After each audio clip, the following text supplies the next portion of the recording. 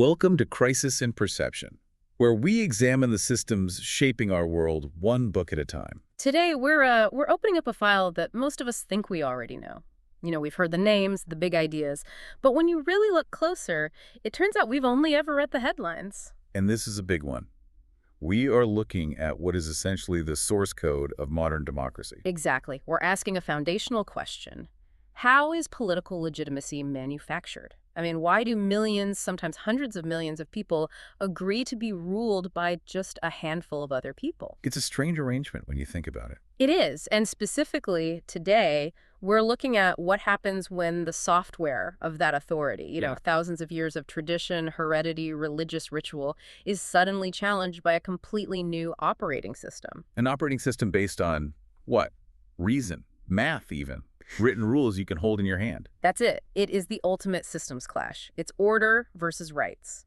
And to guide us through this, we aren't just looking at history, we are looking at a biography. But, and I think this is a crucial distinction to make right off the bat, it's not a biography of a person. No, it's not. It's a biography of a book, which, sounds like a strange concept. How does a book have a biography? Right. What does that even mean? But when you look at the impact of Rights of Man by Thomas Paine, you realize this book had a life of its own. It was born out of a specific conflict. It had powerful enemies who tried to kill it. It traveled the world. It was literally put on trial for treason. And it essentially rewrote the DNA of how we think about governance. It absolutely did. And our guide, the biographer here, is Christopher Hitchens.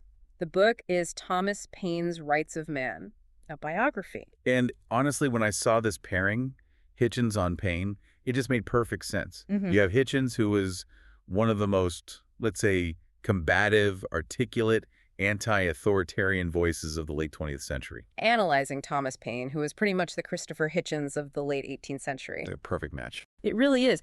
And Hitchens frames Paine not just as a writer, a pamphleteer, but as the keystone of modern politics.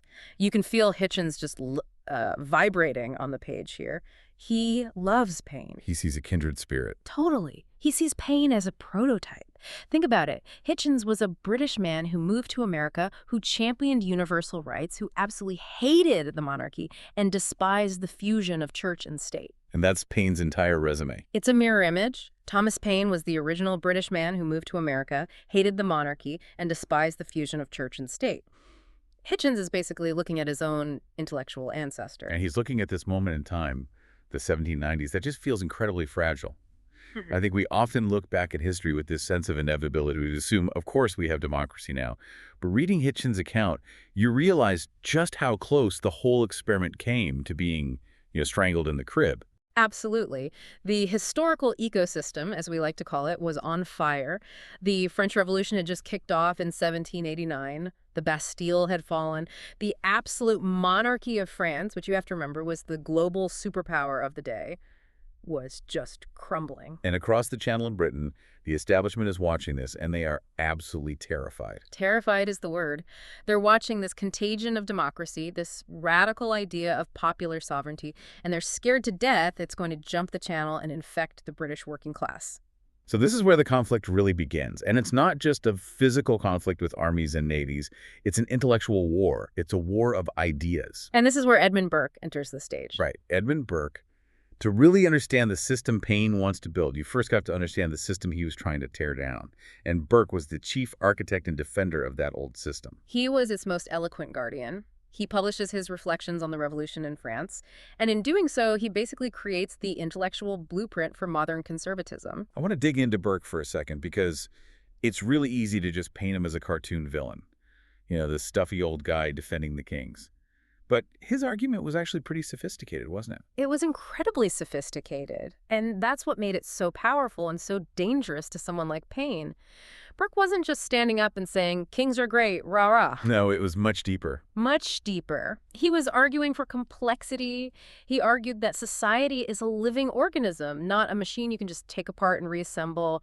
It has deep roots that go back centuries. Yeah. It relies on tradition, on hierarchy, on what he called the wisdom of our ancestors. So for him, tradition isn't just nostalgia. It's a form of knowledge. It's a data set collected over generations. His argument was, If you just tear up those roots, if you try to reinvent society from scratch based on some abstract philosophical idea of rights, you won't get utopia. You'll get chaos. You'll end up with blood in the streets. He had that incredible phrase for it, didn't he? The dust and powder of individuality. Exactly. He believed that without the binding glue of the monarchy, the aristocracy, the established church, society would just dissolve into these disconnected, selfish atoms. So for Burke, the monarchy wasn't really about power. It was about survival. It was a system for preventing chaos. A partnership, as he put it, between the living, the dead, and those who are yet to be born. It's a beautiful, almost poetic defensive order. And then Thomas Paine reads this, Hmm. and he just snaps. He goes nuclear. Yeah. I mean, you can practically feel the rage coming off the page.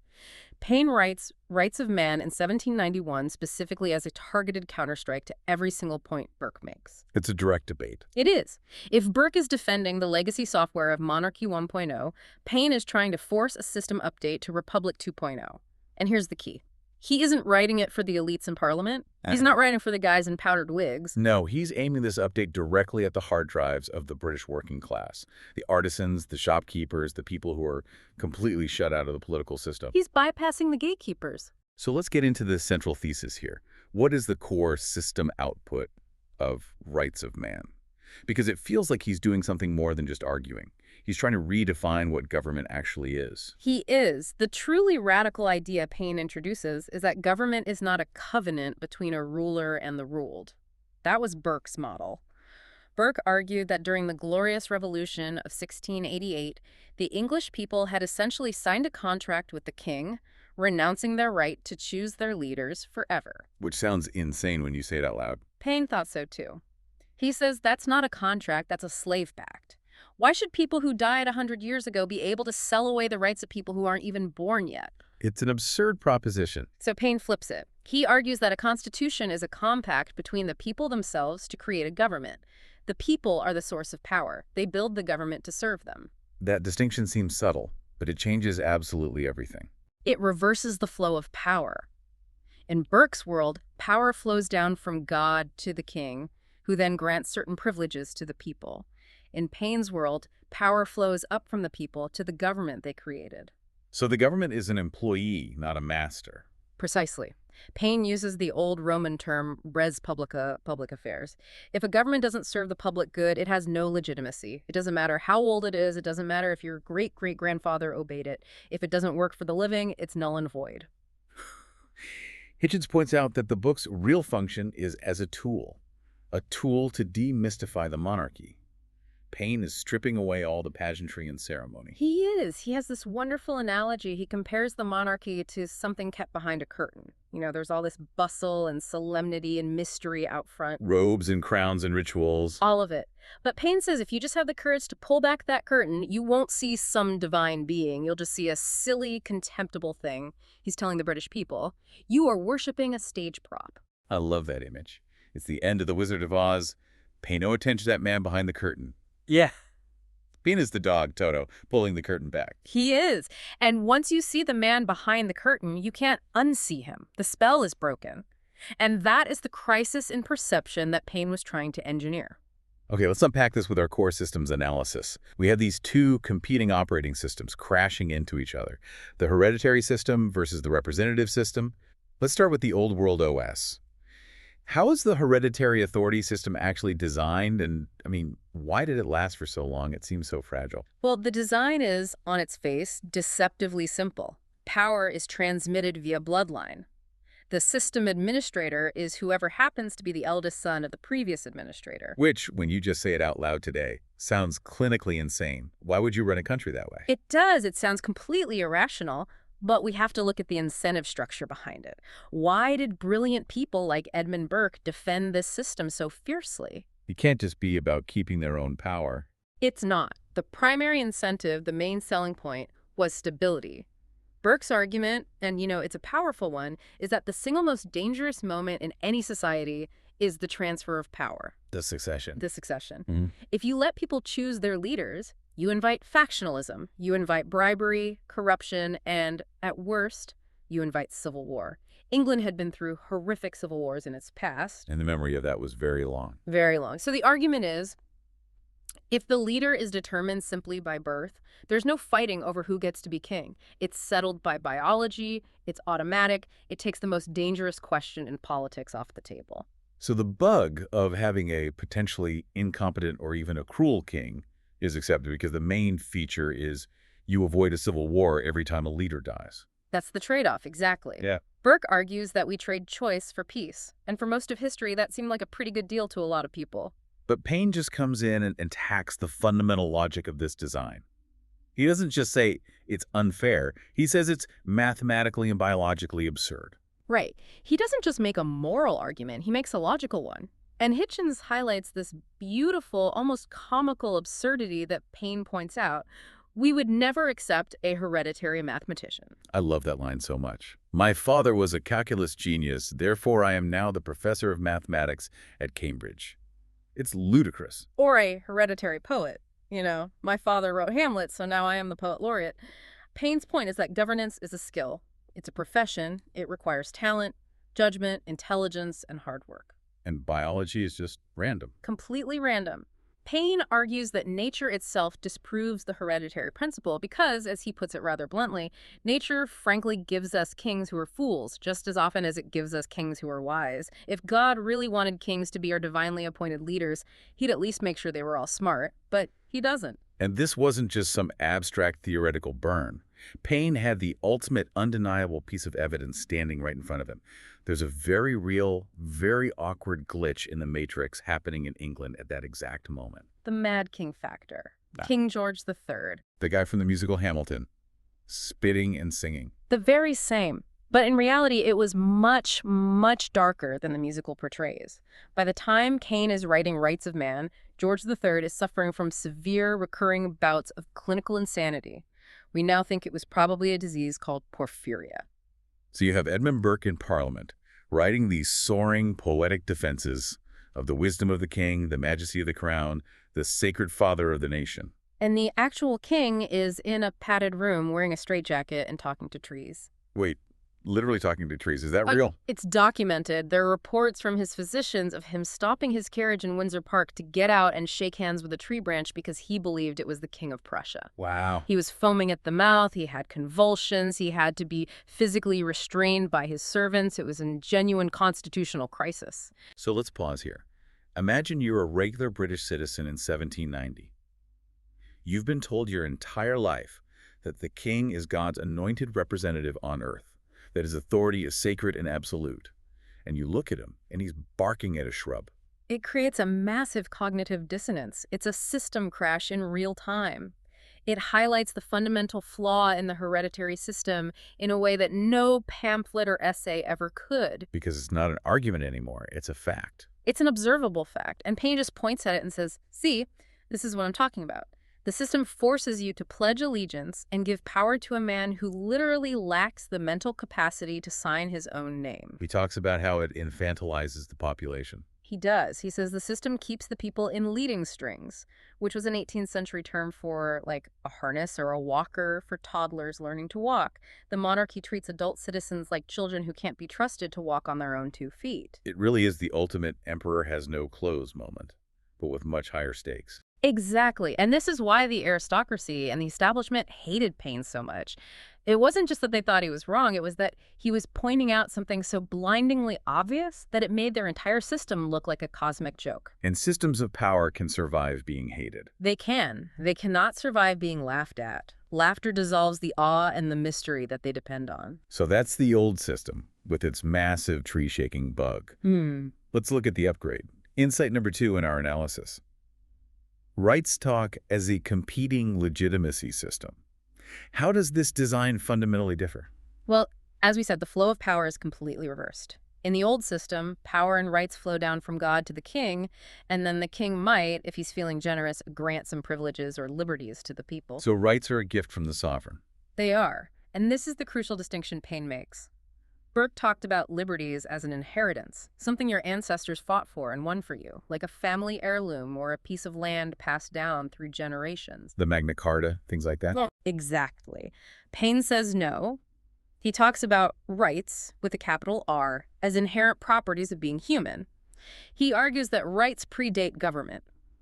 You have the right to free speech, not because a king signed a document, but because you were born with a mouth and a brain. And the logic there is, if the king grants you a right. The king can take it away. Yeah. A granted right is just a permission slip. It's temporary. An inherent natural right is yours forever. Government doesn't create it. Its only job is to protect it. So what's the mechanism for that? How do you lock it in? The mechanism is the written constitution. And this was a huge point of contention, wasn't it? Because Britain famously didn't, and actually still doesn't, have a single codified constitutional document. Right, and Burke loved that. He loved the unwritten constitution. For him, it was a beautiful, organic collection of traditions, legal precedents, and parliamentary norms. It's fuzzy, it's flexible. And it allows for mystery. It allows for mystery, and it allows for the elites to interpret the rules as they go along. They're the high priests who can read the sacred, invisible text. Paine hated that. He thought that was a recipe for tyranny. You wanted a physical document. He demanded it. He wanted a contract that was visible to all. He has this famous line, this challenge he throws down. Can you produce the English Constitution? If you cannot, we may fairly conclude that no such thing exists. He wanted something you could hold. Can you put it in your pocket? That's the one. He said, a government without a constitution is power without a right. It's just force. If you, the citizen, can't pull out the contract and point to the line that says the government can't search your house without a warrant, then you're not free, you're a subject. And this changes the whole incentive structure of society, doesn't it? It shifts it away from stability and towards Meritocracy. Paine has this other zinger of a line. The artificial noble shrinks into a dwarf before the noble of nature. He envisions a system where the best and brightest rise to the top, regardless of their birth. It's the creation of the citizen, as you said, to replace the subject. It's a total paradigm shift. A complete rewiring of the social contract. Okay, let's move to the third core insight, which Yep. I found fascinating because it really touches on the role of religion in power, the mule of church and state. Yes. This is vintage Paine wit and an analytical sharpness. He calls the institutional union of church and state a mule animal. Okay, break that down for us. Why a mule specifically? Well, think about the biology. A mule is a hybrid offspring of a horse and a donkey. It's a strong, useful beast of burden, but, and this is the absolute key to the analogy, it is sterile. It cannot reproduce. Paine argues that when you mix institutional religion and the power of the state, you get this unnatural, sterile hybrid, a beast that is only capable of destroying the natural fertility of both of its parents. So he's saying the union is basically an evolutionary dead end. He's saying it corrupts both. It destroys true religion by making it a tool of political power, and it destroys good government by making it irrational and dogmatic. So religion becomes what we'd call a governance technology. That's exactly how the old system used it. It's a piece of software for social control. The state uses the church to sanctify its power. The king is God's anointed. To rebel against the king is to rebel against God. In return. The church uses the state's power to enforce its monopoly, to collect its tithes, to punish heretics and dissenters. It's a mutually beneficial protection racket. And Paine's critique then is that true religion has to be private, a matter of conscience. My own mind is my own church. That's his famous, powerful stance. Now, we have to clarify something here because there is this huge, persistent misconception that Thomas Paine was an atheist. Right. Hitchens, the author, was a very famous atheist, but Paine himself was not. Correct. This is crucial. Paine was a deist. He absolutely believed in a creator, a God.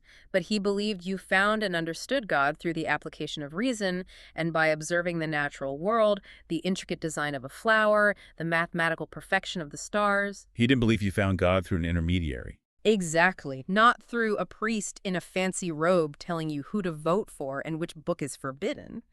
He didn't believe in revealed religion that required a hierarchy and blind faith. For him, reason was God's greatest gift. So Paine's argument is that as soon as the church takes money and power from the government, it stops being about faith and starts being about control. Precisely. And conversely, when the state starts relying on the church for its legitimacy, it stops being rational. You can't have a logical debate about tax policy if the king's final argument is, well, God told me to raise taxes. It just shuts down the whole system of reason. So for him, you have to separate them to save them both.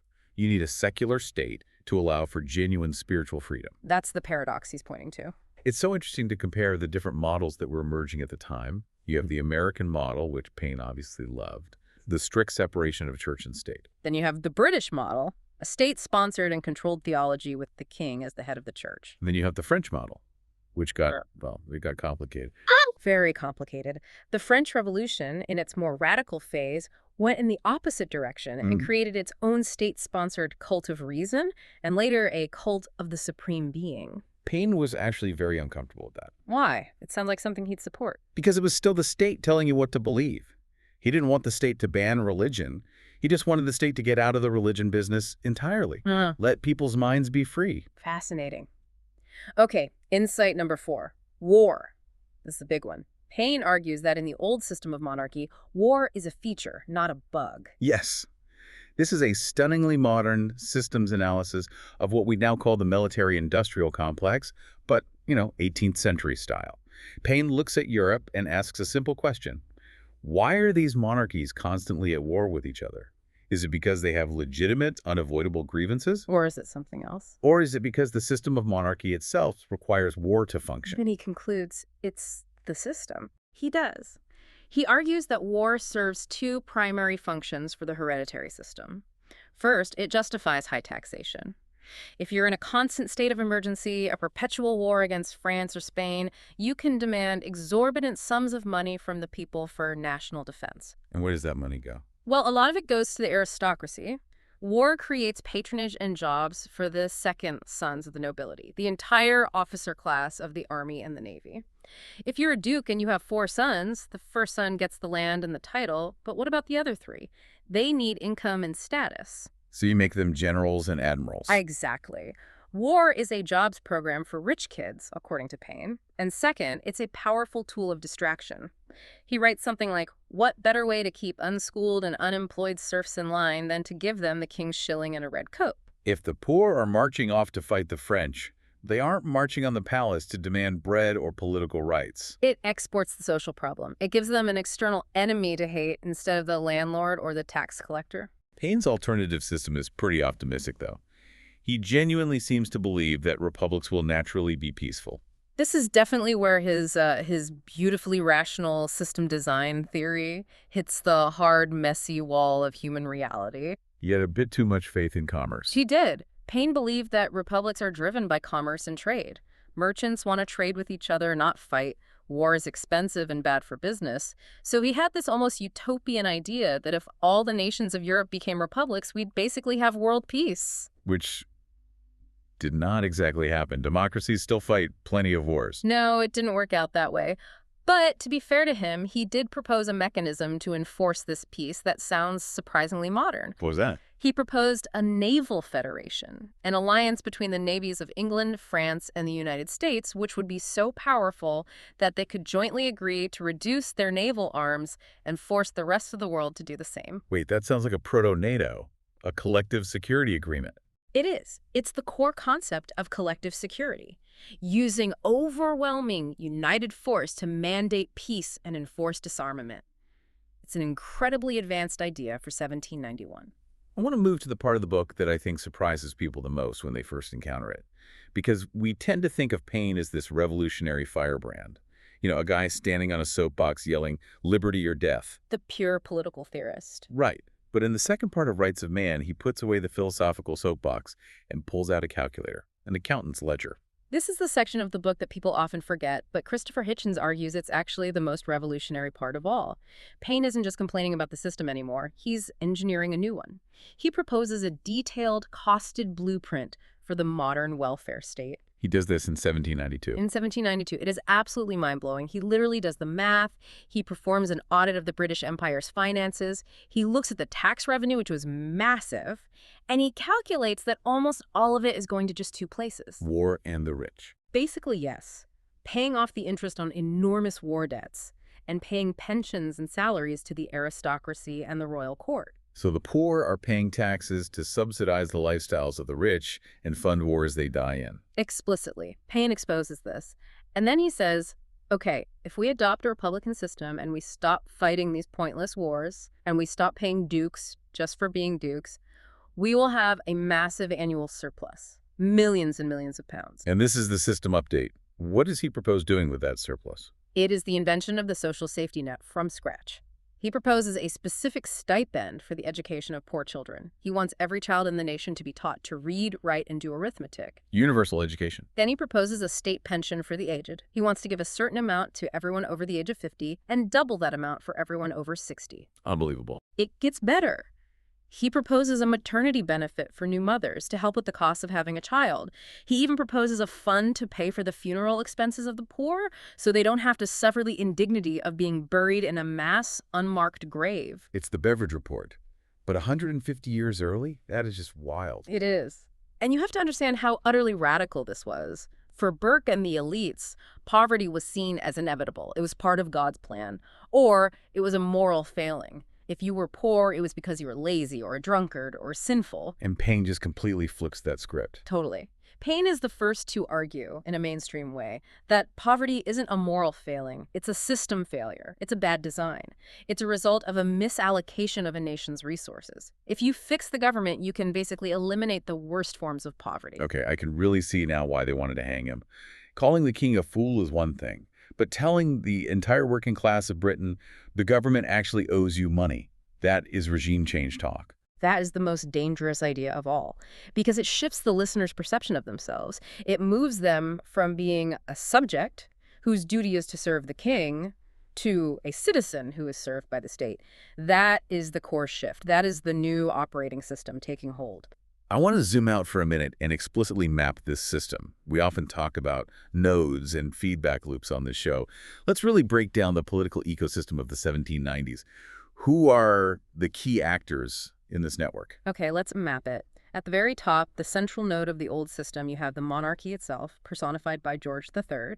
He's the symbol, the linchpin, but he's currently unstable due to his madness, which is a system vulnerability. Right below him. Then you have the aristocracy, the landed gentry, represented intellectually by Edmund Burke. They are the managers and the intellectual defenders of the hierarchy. Their primary motivation is fear of the mob, and, of course, fear of losing their privileged status. And then you have the challengers. The revolutionaries. This is a transatlantic network. You have Paine, you have Lafayette in France, Jefferson in America. These are the disruptors. They are physically moving between France, America, and Britain, cross-pollinating ideas, carrying letters. There's that great story about the key to the Bastille. A perfect example. Lafayette gives the key to the fallen Bastille to Paine, who then transports it to America to give to George Washington. It's a physical token symbolizing the transfer of the flame of liberty from the old world to the new and back again. And finally, the largest node in the system, the public. The public, or as Edmund Burke so charmingly called them, the swinish multitude. The swinish multitude. He really said that. It's not a flattering nickname. No, and it backfired on him beautifully. Radicals like Paine took that insult and wore it as a badge of honor. Paine targets the swinish multitude specifically. His work is designed to turn them from passive subjects, from livestock, into active political actors by giving them a script they can understand and a logic they can use. And you mentioned another key actor, the infrastructure layer. The printers and pamphleteers. Absolutely crucial. The printing press is the internet of the 18th century. Paine's Rights of Man sells 50,000 copies almost immediately. By some estimates, it may have sold up to 200,000 within a couple of years. What does that mean in context? In a country with a population of about 10 million, many of whom were illiterate, that is a viral, world-changing hit. People were buying it, sharing it, reading it aloud in pubs and coffee houses. It created a common political vocabulary for people who had never had one before. Okay, let's look at the incentives driving these actors. Well, for the elite, the main incentive is status preservation. They need to maintain the mystery of power to justify their privileges. They use things like the game laws, which dictated who was allowed to hunt game, and strict property qualifications for voting to keep the lower orders firmly in their place. And for both sides, the core incentive is legitimacy. It's a battle for the moral high ground. Both Burke and Paine claim to be on the side of true liberty. Burke claims he has God and the wisdom of tradition on his side. Paine claims he has reason and the laws of nature. But the biggest emotional driver, for the establishment at least, is fear of disorder. That's what motivates the entire crackdown. The fear that if Paine's ideas take hold, you'll have French-style chaos guillotines in Trafalgar Square. And that fear leads them to deploy some very specific tools of power. Oh, absolutely. The state has its toolkit. First, there's legal repression. They issue a royal proclamation against seditious writing aimed directly at rights of man. They put Paine on trial for treason in absentia after he flees to France. But they also use less formal tools. You mentioned mob violence. Yes, the government and local Tory elites essentially encouraged and sometimes paid for church and king mobs. These were hired thugs who would go around burning effigies of Tom Paine. They called them Tom the Traitor. And they did more than just burn dolls, right? Oh yeah. They attacked the homes and businesses of known radicals. They famously burned down the home and laboratory of Joseph Priestley, who was one of the most famous scientists in the world at the time, the man who discovered oxygen. But he was also a prominent dissenter. So the government is essentially weaponizing the mob. It's a fascinating inversion. We usually think of the mob as the tool of the revolution. Here, the mob was a tool of the counter-revolution. It was the establishment using the tactics of the street to beat up the intellectuals. So what about the feedback loops in this system? How do these actions and reactions amplify each other? There are two big ones that Hitchens really focuses on. The first is repression leads to radicalization. By banning the book and prosecuting Paine, the government made it a forbidden fruit. It signaled that this book contained dangerous, powerful ideas. So the ban was the best marketing campaign Paine could have asked for. The very best. Everyone wanted to read the book that the king was so afraid of. It gave him credibility. And the second feedback loop. Crisis leads to narrative shift. As we discussed, the ongoing madness of King George III made the whole hereditary argument much harder to defend. It created a glitch in the official narrative. When people could see with their own eyes that the king was mad, Paine's logical argument that hereditary monarchy is inherently absurd suddenly clicked into place. The theory was confirmed by the reality. It's amazing how these patterns repeat throughout history. But let's bring this forward. Let's talk about the present-day implications. Because Rights of Man isn't just a historical document about killing kings. We already talked about its role as a blueprint for the welfare state, which is huge. But what else? Well, there are massive implications for international relations. The idea that democracies should form an alliance to enforce Peace Paine's naval federation idea. That is the seed of every collective security organization that followed, from the League of Nations to the United Nations and NATO. And there's also the fundamental tension between exporting revolution versus national sovereignty. Yes. This is the core debate in foreign policy that we still have today. Paine was a universalist. He believed in universal rights. If rights are universal, then a tyranny happening in France or anywhere else is everyone's business. He wanted to spread liberty by force if necessary. He was an interventionist. Absolutely. Burke, on the other hand, wanted to contain the contagion. He believed in national sovereignty, in the unique, organic development of each nation's traditions. He would argue for non-intervention.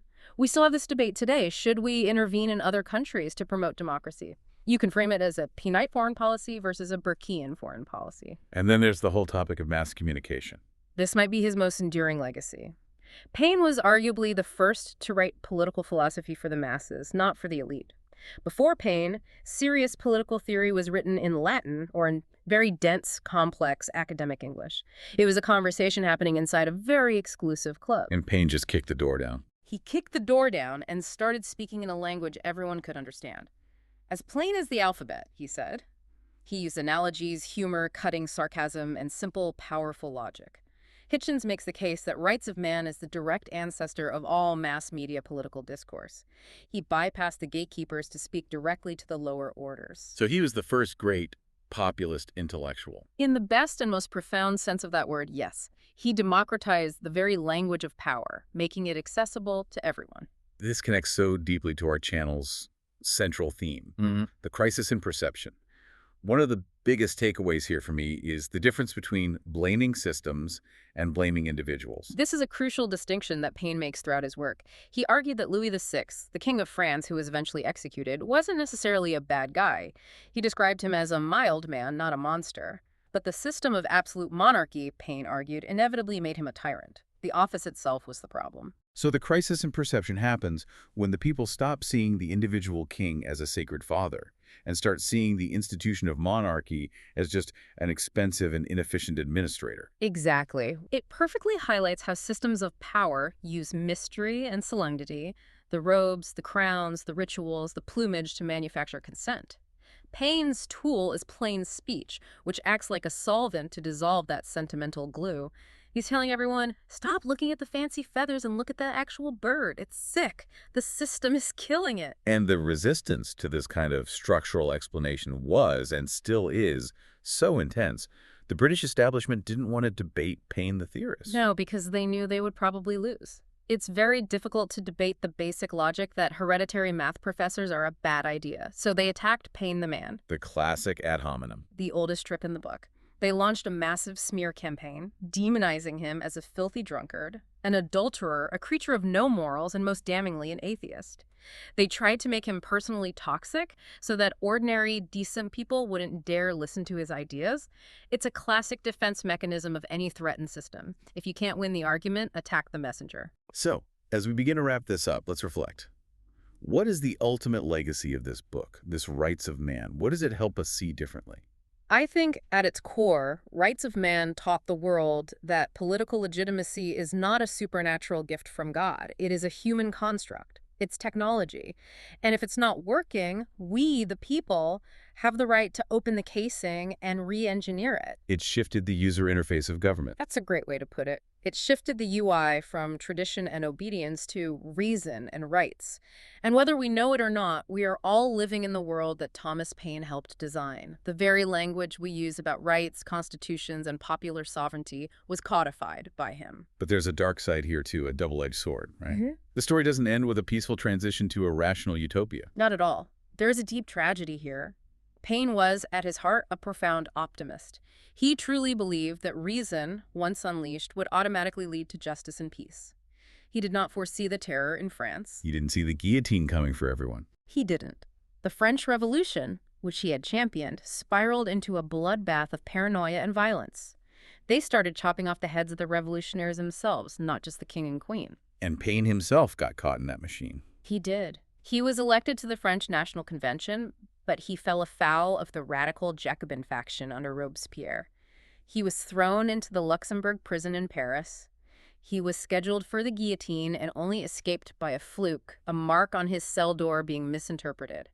He learned the hardest lesson of all, Which was? that a system of pure reason, untempered by mercy or due process, can be just as ruthless and tyrannical as any system of tradition. The new software can crash just as badly as the old one. The software can definitely crash, and sometimes the system update comes with bugs that are even worse than the problems in the old version. So here is the final provocative thought for you to take away from this deep dive. We still live, every single day, inside the tension between Burke and Paine. We absolutely do. It's the central tension of modern politics. Every time we crave stability or celebrate tradition or value national identity or call for law and order, we are leaning Burkean. We're saying, let's respect the wisdom of the past. Let's be careful not to break things we can't rebuild. But every time we demand our rights, or call for transparency, or push for social reform, or argue for a living wage, we are leaning Paineite. We are. We're saying the system must be rational, it must be fair, and it must work for the living. And the question that hangs over all of our political debates remains the one they framed over 200 years ago.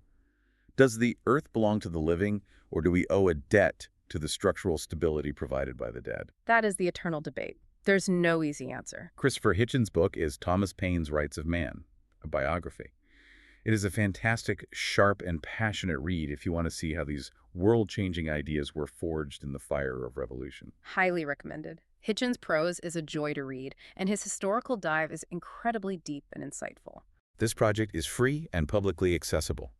If you'd like to support the time, tools, and research behind Crisis in Perception, you can become a supporter on Patreon. For a shorter visual overview of this topic, see the mini explainer linked in the description. If you enjoy this kind of systems-level analysis, please like, subscribe, and comment with books or topics you'd like us to explore next.